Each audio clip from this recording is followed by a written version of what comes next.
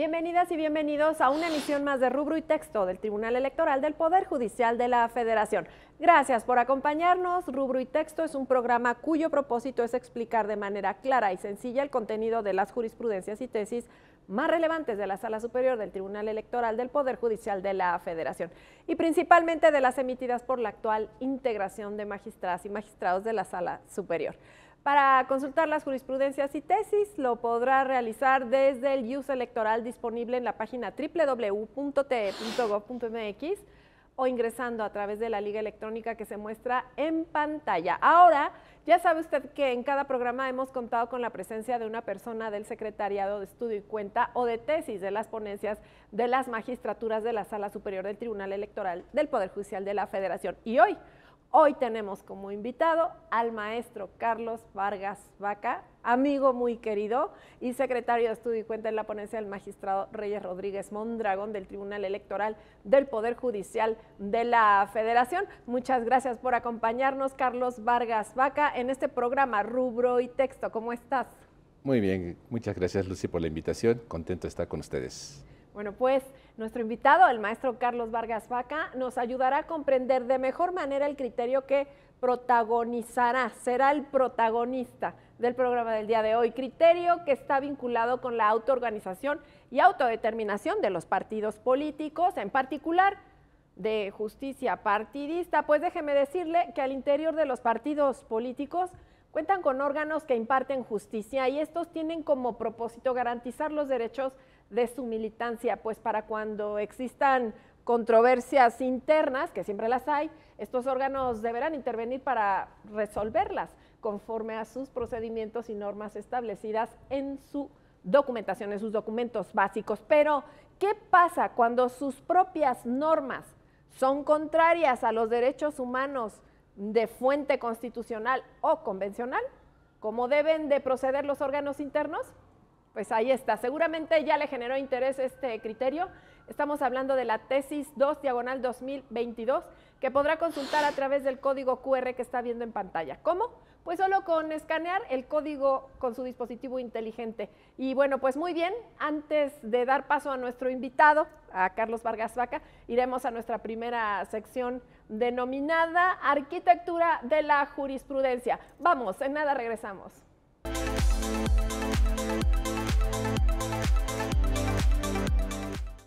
Déjeme brevemente recordarle cómo están construidas las jurisprudencias y tesis.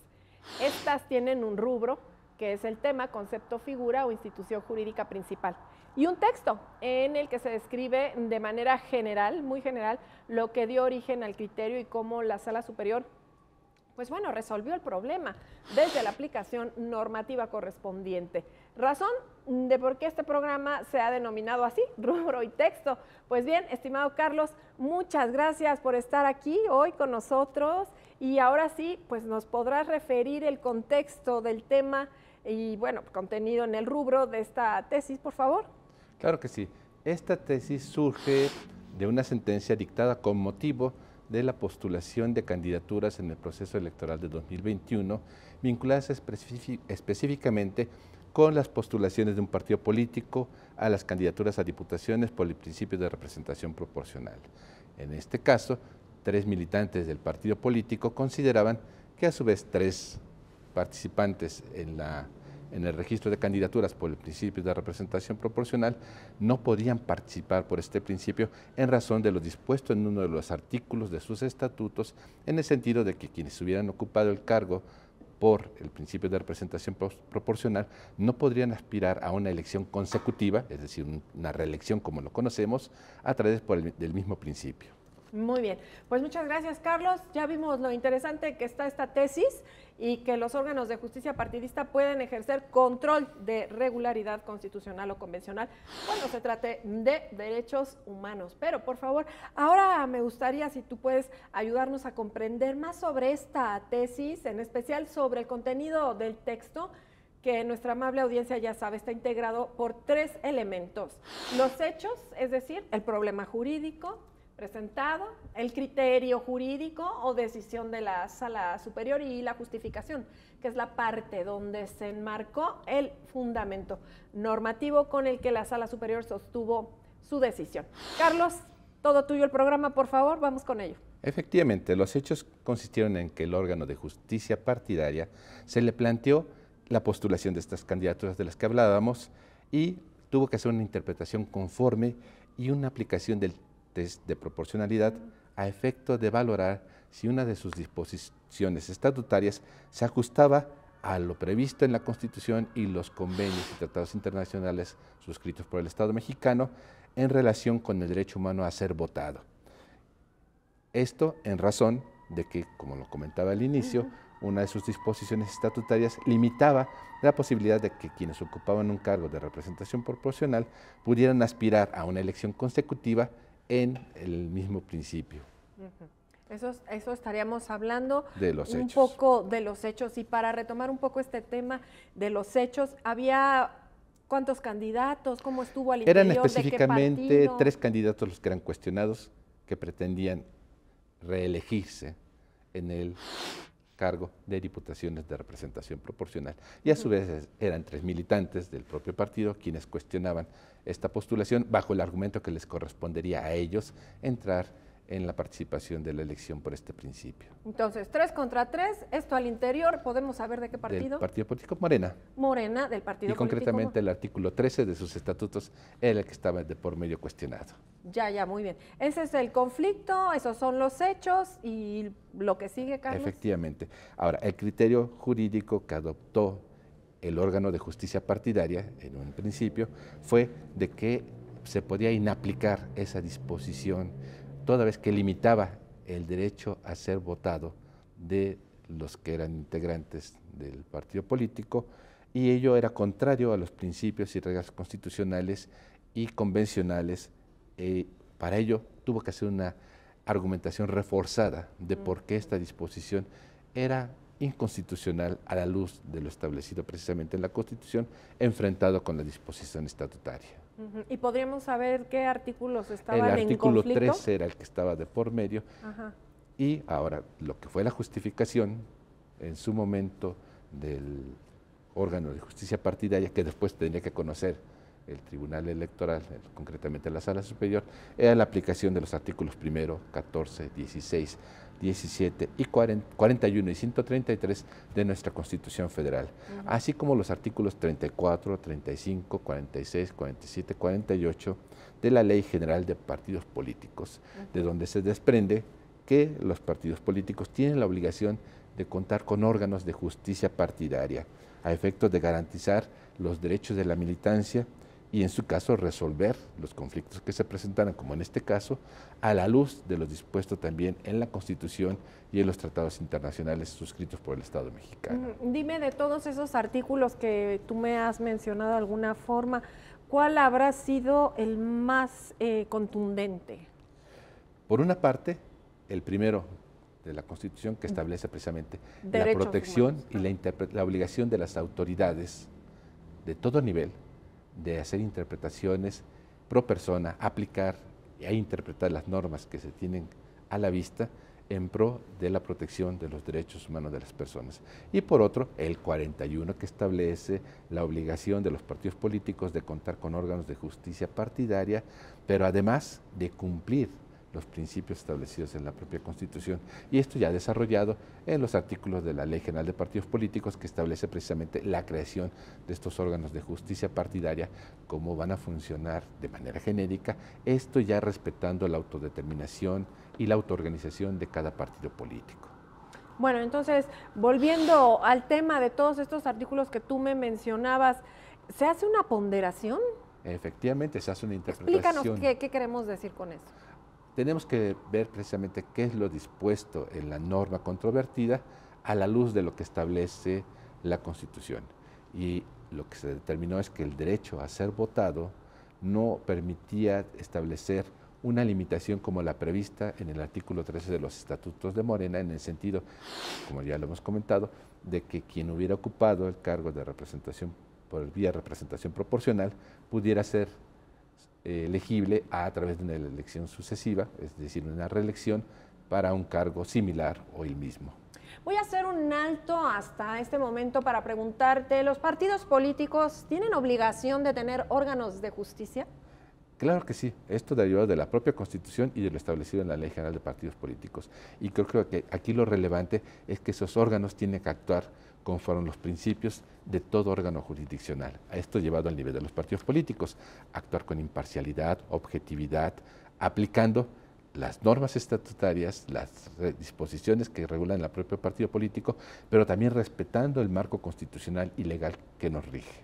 Claro. Ahora, se me ocurre también preguntarte que históricamente el juicio ciudadano es el que tutela los derechos políticos de los militantes y de las militantes de los partidos políticos. A ver, dime. Ahora, dada la resolución del órgano de justicia partidaria, obviamente a quienes no se les dio la razón acudieron a la instancia jurisdiccional, inicialmente a la sala regional, y la sala regional nos planteó una consulta competencial y dado el tema y la importancia del mismo, la sala superior decidió que tendríamos que resolver nosotros esa cuestión y la resolución de la sala superior fue en el sentido precisamente de avalar la actuación del órgano de justicia partidaria, determinando lo que es el criterio central de esta tesis, que es que los órganos de justicia partidaria pueden aplicar las disposiciones partidarias de su ámbito de competencia si éstas resultan contrarias a lo establecido en la Constitución y en los convenios y tratados internacionales suscritos por el Estado mexicano. Bueno, pues ya está, ya tenemos todo muy claro, esta primera parte, hechos, criterio y justificación. Estimado Carlos, te agradezco la explicación de los puntos contenidos en la tesis de la que estamos comentando y sin duda muy importante principalmente para aquellas personas que son militantes de los partidos políticos para que conozcan de las atribuciones con las que cuentan los órganos de justicia intrapartidista y su deber de proteger y garantizar los derechos humanos de quienes integran los partidos políticos y por supuesto, subrayamos, favorecer siempre a las personas con la protección más amplia. En definitiva, un tema muy interesante, pero antes de continuar conversando sobre este criterio, Carlos, tan relevante, tenemos que ir a una muy breve pausa, muy breve. Síganos acompañando, por favor, en nada, regresamos.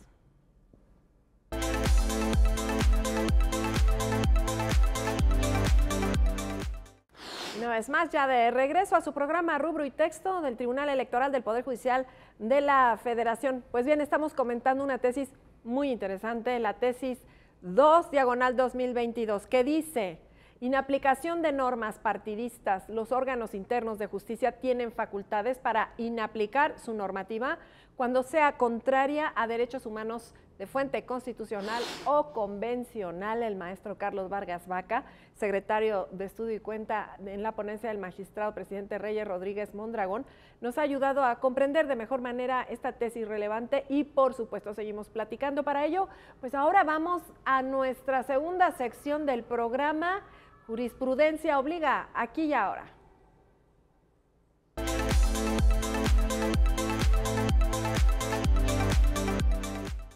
Muy bien, ya sabemos que solo las jurisprudencias son obligatorias, pero entonces, Carlos, sería importante preguntar si esta tesis es un criterio orientador o cuál es su relevancia, realmente fue necesaria su construcción. ¿Tú cómo ves todo esto? Como bien lo mencionas, los criterios son relevantes en este caso, aunque no sean obligatorios, en razón del principio que están estableciendo. Incluso si nosotros leemos la sentencia que da origen a esta tesis, vamos a advertir que retoma aspectos importantes de la interpretación constitucional. Por una parte, no lo limita exclusivamente, conforme lo ha establecido la propia Corte, a los órganos estrictamente jurisdiccionales, sino también a aquellos órganos que realizan funciones similares a las de un órgano jurisdiccional, como lo que ocurre con los órganos de justicia partidaria, que sin ser un tribunal, precisamente pueden hacer esa interpretación e inaplicación de las normas de su ámbito, es decir, la regulación del partido político. No podrían ir más allá, como son la propia ley de partidos políticos o los acuerdos administrativos dictados por una autoridad administrativa electoral, como es el caso de los OPLES o del propio INE. Muy bien, Carlos, esta tesis relevante. A ver, tenemos que distinguirlo. ¿Es prohibitiva o permisiva desde tu punto de vista? ¿Y qué previene este criterio? Es permisiva, o sea, no obliga que necesariamente en todo caso tenga que hacerse una interpretación vis a vis de lo dispuesto en la Constitución o en los convenios internacionales, pero sí permite que, dependiendo del caso que se le plantee, como en este que dio origen a esta sentencia de la Sala Superior, se analice la constitucionalidad de la disposición que está de por medio cuestionada por las partes. Muy bien, una partecita también oí que mencionabas convencional, ¿verdad? Exactamente. ¿Incluye esto también? Incluye también la aplicación de los tratados y convenios internacionales, lo que conocemos como control de convencionalidad. Muy bien, ese bloque constitucional y bloque convencional al que se refiere también esta tesis. Ya dijimos que esta tesis es muy relevante y de gran interés para las personas que son militantes de un partido político, pero también podría beneficiar a la ciudadanía, me imagino, o a quienes más podría beneficiar, Carlos Vargas. Podría beneficiar también a la ciudadanía en general. Aquí hay que partir que la actuación de los partidos políticos conforme a la propia Constitución es permitir el acceso de la ciudadanía a los cargos de elección popular. Y en este sentido hay que recordar que los partidos políticos en ocasiones permiten que sean ciudadanos que sin estar afiliados o ser militantes del partido político pueden ser postulados por el partido político a cargos de elección popular. Y en este sentido, si se diera ese caso y un ciudadano o una ciudadana considera que determinada disposición del partido político que le está permitiendo acceder al cargo de elección popular de que se trate implica una limitación indebida por ir en contra de la Constitución o alguna disposición convencional, impugnarlo y en ese sentido poder obtener una sentencia favorable en su momento. Bueno, vamos avanzando porque también hemos escuchado que este criterio es una tesis y por lo tanto, ojo aquí, no es vinculatoria, ¿no? Entonces, no es vinculatoria, ¿consideras que se puede presentar casos futuros de esta misma situación y la tesis va a ser como un ejemplo, como una guía? Como lo comentábamos, es un referente que se puede tomar por parte del propio partido o de otros partidos políticos, de la militancia, de la ciudadanía, cuando estén enfrentándose a normas que no solamente pueden estar en los estatutos, sino en los reglamentos. Tenemos partidos políticos que, por ejemplo, tienen reglamentos de elecciones, y entonces esas disposiciones que regulan la vida interna del partido político, que el propio instituto político se ha dado en ejercicios de su derecho de autorregulación, autodeterminación, pueden incidir en derechos de la militancia o de la ciudadanía, como lo comentábamos, y en consecuencia esta tesis puede servir como un criterio orientador para plantear, en su caso, la inaplicación de esa disposición. Bueno, yo, Carlos, estoy tratando de aportar lo más posible a este programa para que la teleaudiencia tenga más conceptos alrededor de esta tesis. ¿Y qué pasaría si un órgano interno de justicia inaplica una norma partidista de manera inadecuada? ¿Tendría alguna implicación o lo contrario, claro, no inaplica la norma? A ver, tú explícamelo. A ver, como en el caso concreto, lo que hizo el órgano de justicia partidaria de Morena fue inaplicar la disposición. Y vinieron las partes que resultaron afectadas impugnando ante el órgano jurisdiccional. Aquí sería lo mismo, ante una indebida aplicación de esa posibilidad de inaplicar una norma o por el contrario, de no hacer algún ejercicio de análisis jurisdiccional constitucional, podrían acudir ante el órgano jurisdiccional, dependiendo del caso que se tratara, del ámbito de competencia, o ante un tribunal local o incluso ante las propias salas del tribunal electoral, buscando precisamente esa inaplicación de la disposición que consideraran es contraria a la Constitución. Bien, estamos hablando sin duda de derechos humanos. ¿Qué consecuencias habría tanto para la persona como para el partido político que se les vulneró su derecho, como para el órgano interno también de justicia en dado caso que se volviera a repetir? Bueno, el órgano de justicia partidaria tendría que acatar la decisión del órgano jurisdiccional, en el sentido de bien inaplicar la norma o en su caso, ya en un caso extremo, el órgano jurisdiccional sustituirse en la actuación del órgano de justicia partidaria e inaplicar esa norma conforme a lo que es el criterio precisamente de esta tesis y el sustento que le da los criterios adoptados por parte de la Corte y la propia normativa que regula la vida de los partidos políticos. Carlos Vargas, yo te conozco hace mucho tiempo, has trabajado en el Tribunal Electoral, has desenmadejado los casos más complicados, has estado ahí 24/7, ¿no? Emitiendo pues tu trabajo, sentencias a lo largo de muchos años. Esta sentencia o esta tesis va, digamos, en ese camino progresivo que defiende los derechos humanos. ¿Me quieres explicar como en un antes y un después? Efectivamente, implica un avance en la protección de los derechos humanos, concretamente de la militancia, ante la regulación de los partidos políticos y a partir de la actuación de sus órganos de justicia partidaria. Estos órganos ya venían planteados desde la legislación anterior en el COFIPE, pero ahora, digamos, tienen una mayor regulación en la Ley General de Partidos Políticos y obviamente los criterios tanto de los órganos partidarios de justicia como de los propios órganos jurisdiccionales han avanzado en tutelar y proteger los derechos humanos de ciudadanos y militantes de los partidos políticos. Aquí concretamente el derecho a ser votado. Bueno, y para inaplicar una norma, ¿qué deben vigilar, tutelar o tener en cuenta los partidos políticos? Lo dispuesto en la Constitución y en los convenios y tratados internacionales y obviamente hacer una interpretación de estas disposiciones cuestionadas a la luz de lo dispuesto en la Constitución y los tratados internacionales y aplicar incluso test de proporcionalidad, que son metodologías reconocidas ya en el ámbito jurisdiccional para analizar si determinada disposición está enfrentada o no ante lo dispuesto en una norma superior como es la Constitución o un tratado internacional. Bueno, y si el partido político no analizó de manera adecuada, ¿se puede venir al Tribunal Electoral a presentar un medio? Efectivamente.